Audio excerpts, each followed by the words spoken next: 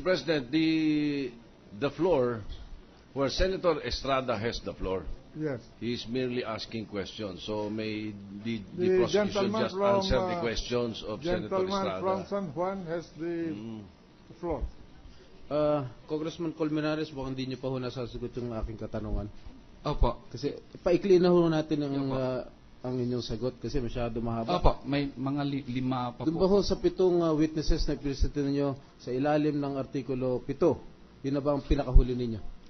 Your Wala na ho Honors, kayo please, iprepresenta. with your indulgence, the lead prosecutor wants to speak po. Magandang hapon po, Ginoong Pangulo. Magandang hapon. Doon sa tanong na ating kagalang-galang... Maayong hapon. Mr. Senate President. Doon sa tanong ng ating kagalang-galang na senador, kung ilang witnesses pa ang sa Article 7, ito na po yung huling witness sa Article 7 na subject to cross by the defense. Kasi nagtataka lang ako dahil marami kayo sinulat. Halos lahat yung mga witnesses nyo sa taga-ABS-CBN. Isa lang, taga-ABS-CBN lang ba kumuha ng mga video?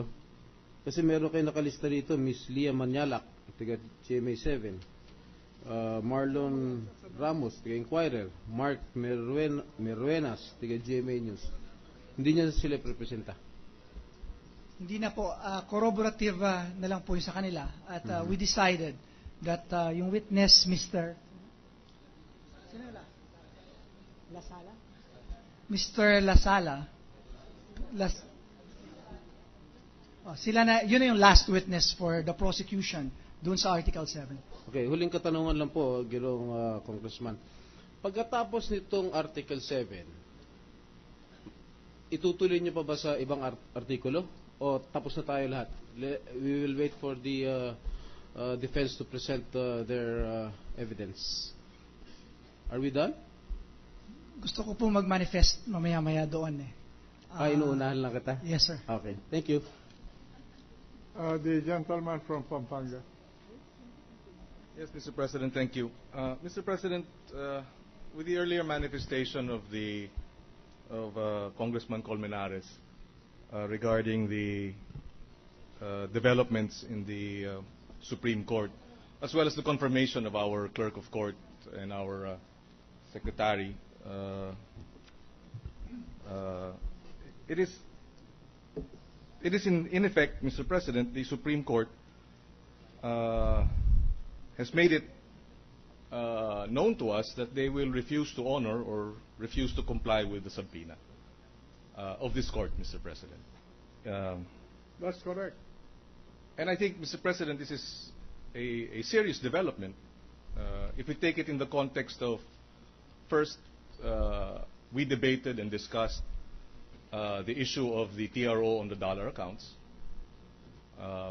saying then, I mean, a number of us felt that the Supreme Court had no jurisdiction, and we continue to assert that by way of having filed our answer or our position before the Supreme Court.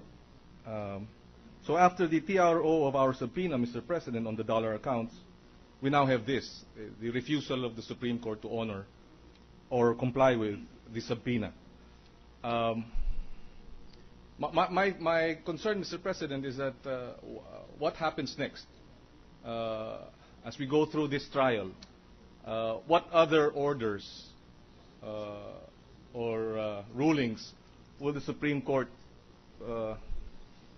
undertake, thereby whittling away, Mr. President, the powers of this impeachment court?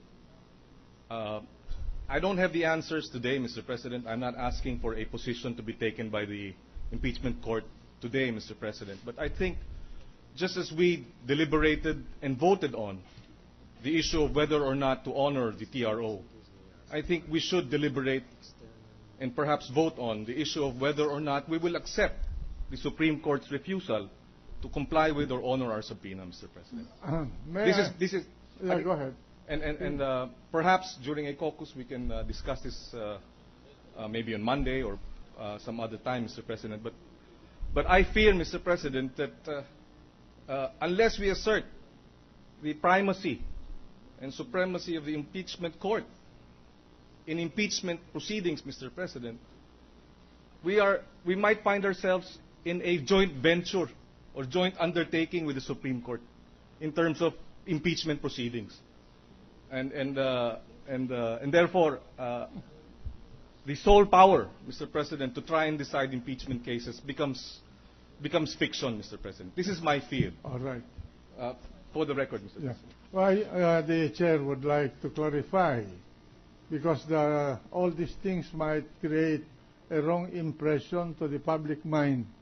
And to be fair to this court, to be fair to our people, and to be fair to everybody, this chair would like to humbly state for the record that the Supreme Court has no jurisdiction over the trial and decision that this Senate will make in this case. That is not indicated by the action of the Supreme Court. The Supreme Court is the guardian of the Constitution.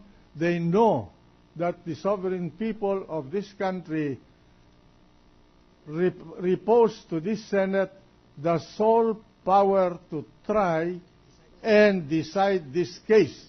The Supreme Court cannot decide it.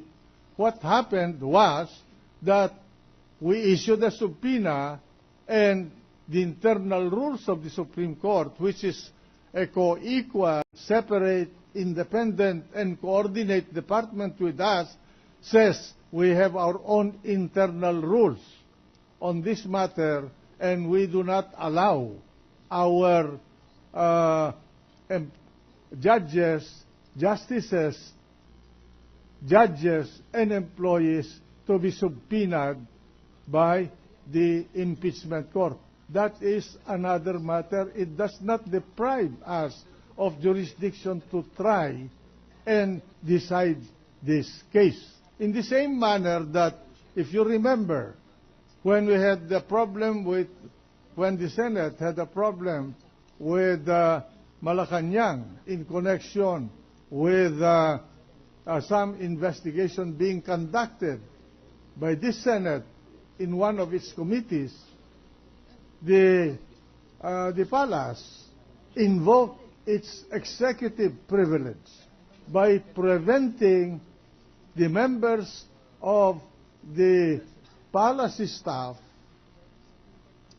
including the members of the bureaucracy and the military, from testifying in that particular investigation. And it was the Supreme Court who said, yes, the executive has an executive privilege, but only up to a certain respect and in the manner they defined as to how it could be invoked.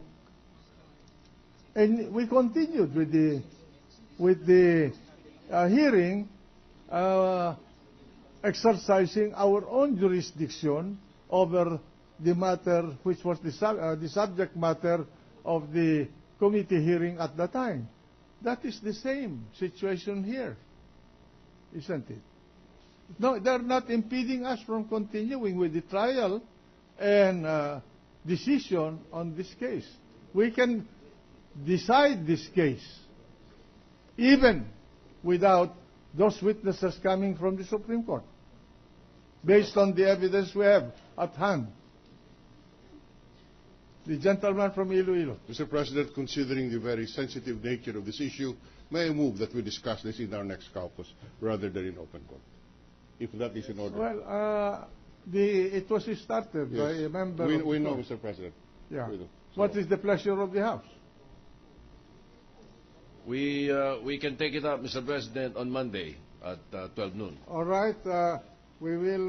The members of the court will not discuss this any further. We will hold it under advisement, and we will discuss it in the caucus on Monday. There is still one more question from a member of the court, Mr. President, Senator Lauren Legarda. The gentle lady from Antique, Malabon, Manila, and the Republic of the Philippines. Senator Legarda. Panay and Laguna, Mr. Panay, Laguna, and the Philippines. and the Philippines. Thank you, Mr. President.